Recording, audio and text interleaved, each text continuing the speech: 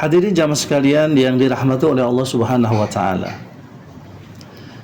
Salah satu yang tidak bisa dikendalikan oleh manusia adalah waktu. Waktu bergulir, berjalan, dan tidak ada yang bisa menghentikannya kecuali yang punya waktu, yaitu Allah Subhanahu wa taala.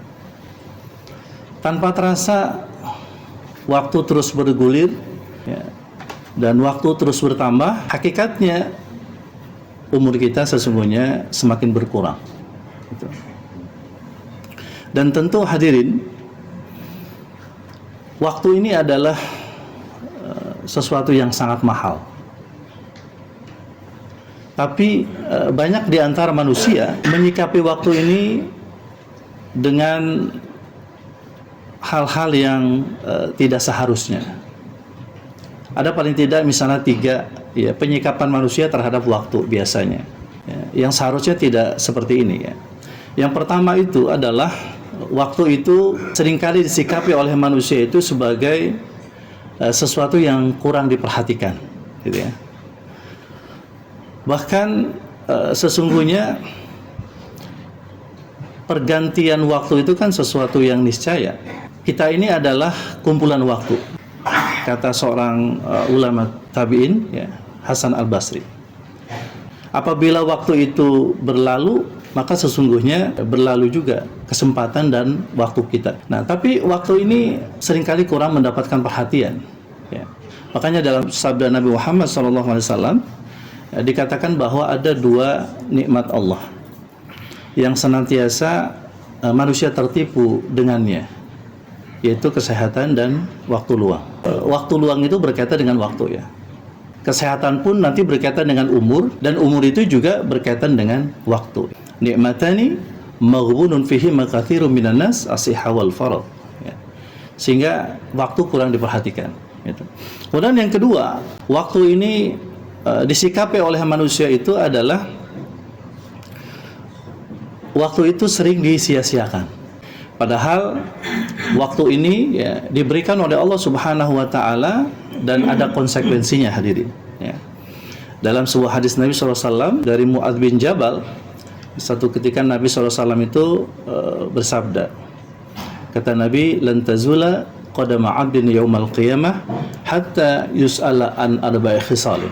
Jadi kata Nabi, ada 4 pertanyaan, 2-nya itu berkaitan dengan waktu.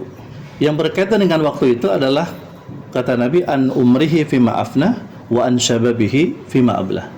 Ya, yang pertama itu adalah umur manusia, yaitu akan ditanya oleh Allah Subhanahu wa taala. Yang kedua adalah masa muda. Kedua-duanya itu, hadirin, berkaitan dengan waktu. Dan seringkali manusia itu menyia-nyiakannya, gitu.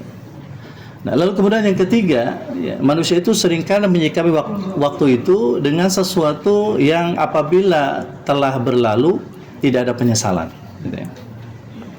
Jadi kalau yang sudah berlalu, ya sudah, ya, tidak ada rasa penyesalan. Padahal ketika waktu itu berlalu, ya, entah itu berlalunya, ya, mungkin setahun yang lalu, atau mungkin sebulan yang lalu, atau mungkin seminggu yang lalu, atau mungkin juga sehari yang lalu, bahkan kemudian mungkin 1 jam, ya, 1 menit atau 1 detik yang lalu, maka mestinya bisa diambil pelajarannya bagi siapapun kita, ya. Karena waktu yang sudah berlalu itu tidak akan bisa terulang. Kita hanya bisa mengambil pelajaran dari apa yang sudah berlalu.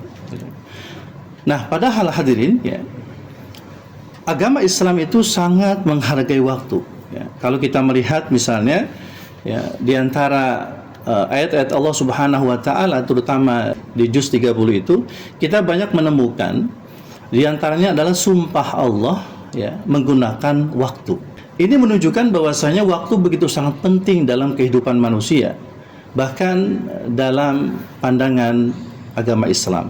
Sehingga kemudian kita mungkin hafal, ya, potongan ayat sebagai berikut, misalnya seperti wal asr, ya, demi waktu, gitu ya, atau wal laili idza saja, ya, demi waktu malam, ya, wal duha, demi waktu duha, dan lain sebagainya. Ini menunjukkan bahwasanya Ya, perhatian Islam terhadap waktu sangat luar biasa.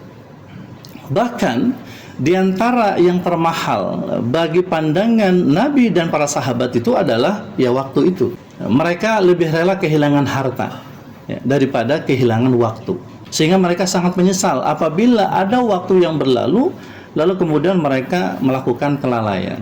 Ya, satu contoh adalah sahabat Nabi Sayyidina Umar ibn Khattab. Ketika beliau sedang tertegun, terpesona memandangi kebun kurmanya, lalu tanpa terasa olehnya waktu asar sudah tiba, tapi beliau masih terpesona. Ya. Ketika beliau melihat matahari dan matahari sudah condong ke arah barat, lalu kemudian beliau berpikir bahwa sudah masuk waktu sholat asar. Segera beliau menuju ke masjid dan ternyata di masjid setibanya beliau di masjid ya, orang baru selesai melaksanakan sholat asar. Artinya beliau terlambat berjamaah. Akhirnya beliau menyesal dengan kelalaian tersebut ya, lalu kemudian beliau sedekahkan kebun kurmanya itu ya fi sabilillah. Nah, bahkan kemudian anaknya ya, Abdullah bin Umar melakukan hal yang lebih ekstrim ya, dari apa yang dilakukan oleh Sayyidina Umar. Yang dilakukannya adalah setiap malam dia Abdullah bin Umar itu menyiapkan cemeti ya, pecut, ya, cambuk ya, lalu kemudian dia melakukan muhasabah. Nah, hadirin sekalian rahimakumullah, waktu itu begitu sangat mahal, berharga. Nah, sehingga memang tidak boleh ya dia itu tidak diperhatikan. Ya. Nah, oleh karena itu momen ya pergantian tahun ini ya harus menjadikan momen untuk kita agar lebih perhatian lagi terhadap waktu. Lebih perhatian lagi terhadap kewajiban-kewajiban kita ya yang mesti kita lakukan ya, dan itu semua diukur dengan waktu.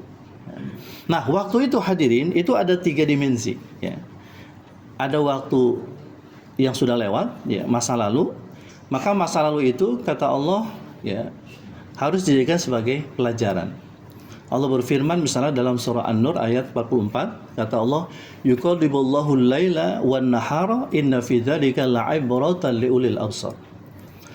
Kata Allah, pergantian malam dan siang itu ya, pergantian waktu itu adalah menjadi pelajaran ya bagi orang-orang yang memiliki pandangan yang tajam ya. Jadi waktu yang sudah lewat jadikan pelajaran. Fa'tabiru ya ulil absar ya, dalam surah Al-Hasr ayat 2. Maka ambillah pelajaran ya dari setiap peristiwa wahai orang-orang yang memiliki pandangan ya. Jadi yang sudah lewat ya sudah gitu. Nah, jadikan pelajaran. Nah, dimensi waktu yang kedua ya adalah waktu yang akan datang. Itu belum terjadi ya. Waktu yang akan datang itu Allah suruh siapkan.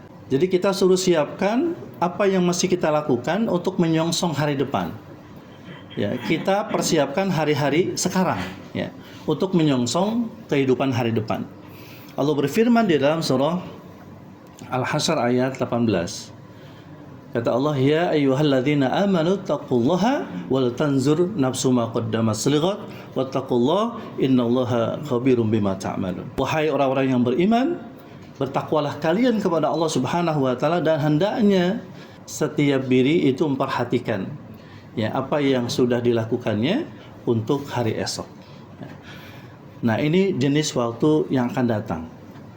Kesuksesan kita di masa depan sangat bergantung dengan waktu hari ini, dimensi waktu yang ketiga. Bahkan mungkin ya kalau kegagalan kita di masa depan itu juga sangat bergantung dengan dimensi waktu yang ketiga, yaitu waktu sekarang. Nah, ini yang paling penting hari ini. Jadi yang paling penting itu adalah waktu sekarang, ya, waktu sekarang. Nah, oleh karena itu maka kita mesti maksimalkan, optimalkan di waktu sekarang. Apa yang mesti kita optimalkan? Amal-amal kita, gitu kan. Pekerjaan-pekerjaan kita, kewajiban-kewajiban kita mesti kita optimalkan di masa sekarang. Di antaranya adalah bahwa kita melakukan amal yang sekarang ini ya, itu yang pertama harus dengan ihsan. Ya, alladzi khalaqal mauta wal hayata liyabluwakum ayyukum ahsanu amala. Ya, ihsan dalam kalau dia berkaitan dengan ibadah, berarti ihsan ya itu dalam niat dan ihsan dalam amal.